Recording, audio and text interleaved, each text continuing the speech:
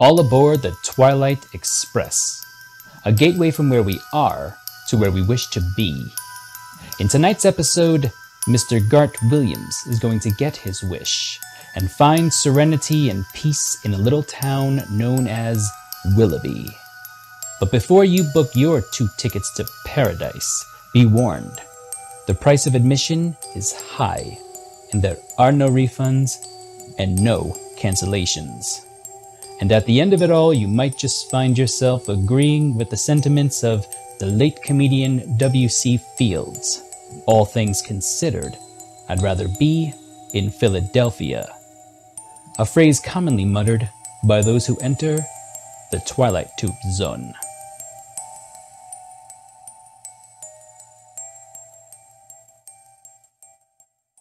A Stop at Willoughby is situated in the first season of the classic Twilight Zone series, episode number 30.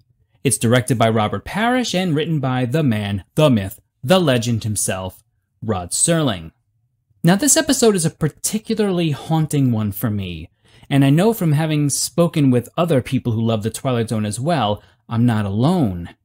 You see, I never quite know what to think of the ending here. Is there a miracle happening in the Twilight Zone and we should feel happy for the protagonist? Or did something really tragic and terrible happen here? Let me know in the comments below where you stand on this. Is it miraculous and happy or tragic and sad? And let me know in the comments below if there's a particular episode of the Twilight Zone that you find disturbing or haunting to you. I always get a kick out of reading how these episodes hit everybody differently in the community. A Stop at Willoughby is the story of a man named Gart Williams and his continuing spiral downward into disassociation with reality. Gart wakes up every morning, gets dressed, and gets on a train to go into the city to work for a big advertising firm. However, the job really doesn't suit him. In fact, it's making him both psychologically sick and physically sick at the same time. What makes matters even worse is, when he goes home, he's not greeted by a spouse who is supporting and loving and reinvigorates his human dignity. No, actually, he comes home to a spouse who cuts him down as much as she possibly can and constantly lets Gart know how disappointed she is in him. So with so few places for Gart to find any sort of real mental relaxation, Gart uses the time on the train, his commute, to catch a few winks in between.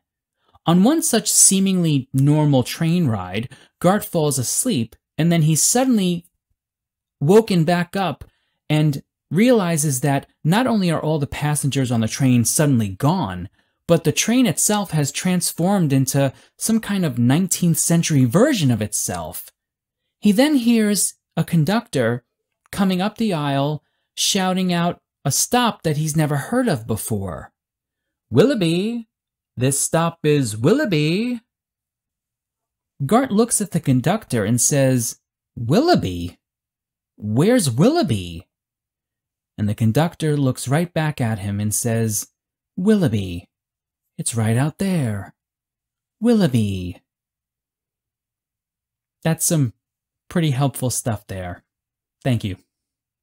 When Gart looks out the window to see Willoughby, he's treated to a beautiful, idyllic picture of people just living their life under blue skies and bright sun, and it's the kind of place where a person can find their measure, as they say.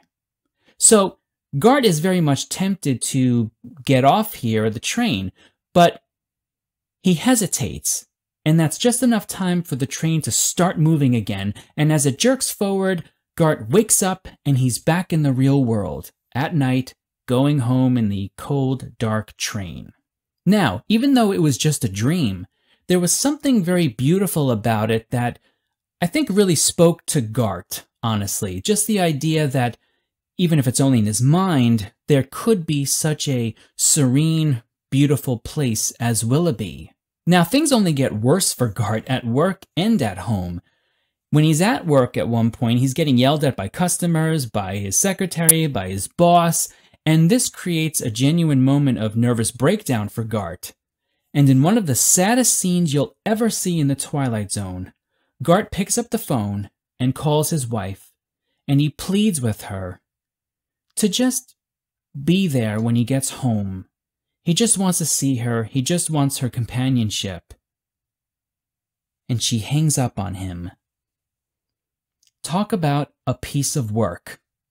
So Gart has his nervous breakdown, and as he's leaving and going home on the train, he decides he's going to try to go to sleep and make Willoughby come back. And it works. Gart wakes up and hears the conductor shouting for Willoughby, and he steps off the train, where he's greeted with his blue sky, bright sunny day, and people who know his name, and he's finally at peace. And then the Twilight Zone steps in. A pendulum clock is swinging back and forth, and then it slowly transitions into a man holding a search lantern. We're back in the real world. It's night, snowing, and on the ground is the body of Gart Williams. When a man asks the train conductor what happened, the conductor says he just shouted something about Willoughby and then jumped.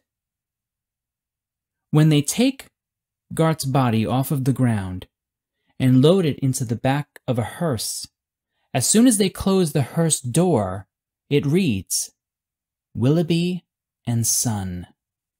Now, there are a lot of places that we can go in our discussion of how this episode relates back to our lives today.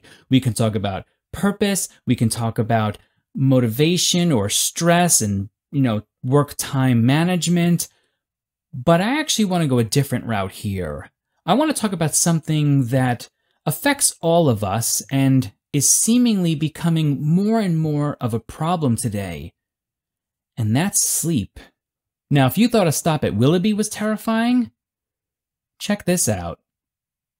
In a Harvard Medical Health newsletter published in March 18th, 2019, it states, a longitudinal study of about 1,000 adults, ages 21 to 30, enrolled in a Michigan health maintenance organization, found that, compared with normal sleepers, those who reported a history of insomnia during an interview in 1989 were 4 times as likely to develop major depression by the time of a second interview 3 years later. So what does this mean? Well, the research is showing that there's a fairly clear connection between major sleep disorders and onsets of various forms of major depression. Take, for example, the situation of Gart. As more and more pressure compiles on him and he gets less and less sleep, he's far more likely to have his nervous breakdown or some form of onset of depression. Now, this study between sleep and depression has been going on for a long time. However, that connection has become even more difficult as we've advanced in technology and introduced more blue light emitting technologies at various points throughout our day. Now, blue light is not necessarily an evil thing. In fact, it can actually boost your attention and mood if you use it during the day. The problem is we often take our phones, tablets, TVs, all that stuff at night with us as well and consume it at various points throughout the night. If you consume blue light at night, it can actually have an effect of suppressing your melatonin production. And melatonin is a key ingredient in our relaxing state to be able to actually go to sleep. Now, consuming too much blue light at night doesn't just give you one night's bad sleep. If you do it sporadically enough, it can actually shift your entire circadian rhythm to the point that it becomes very difficult for us to develop consistent sleep habits. And that's when you become open to something like a major depressive disorder. Prolonged lack of sleep, whether because of blue light emitting technologies or because of just poor time management, either way, we're denying our bodies an important physiological function of helping us, rest and boost our immune system. And psychologically, it's not allowing us enough time to repair the bonds of mental health, how we think of ourselves, and how we relate to the world around us. Now, at this point, you're probably thinking, whew, that's pretty negative for you, man. Well, you're right. So, let's go a positive route in our silver linings lesson here.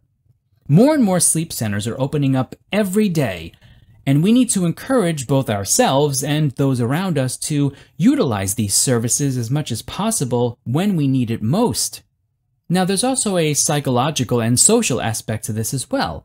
A mind that's in crisis is far more open for things like insomnia and, major depressive disorders. So if you do see someone who just kind of seems like they're really struggling with sleep, ask them how they're doing. Ask them how they're sleeping. I know it seems like an awkward question, but it might just be that if they hear themselves talk about it, it might give them the impetus to actually do something about it, whether it's going to a professional who deals in sleep centers, or just deciding, you know what, I need to turn off the electronics maybe a little bit sooner at night. Either way, it could make a big difference on their mental health in the present and in the future. So let's all get some more meaningful sleep, including myself. That way, if we ever wake up to a conductor in a 19th century train shouting, "Willoughby, this stop is Willoughby," we won't feel so tempted to get off. Instead, we'll have the promise of a better today and a more hopeful tomorrow.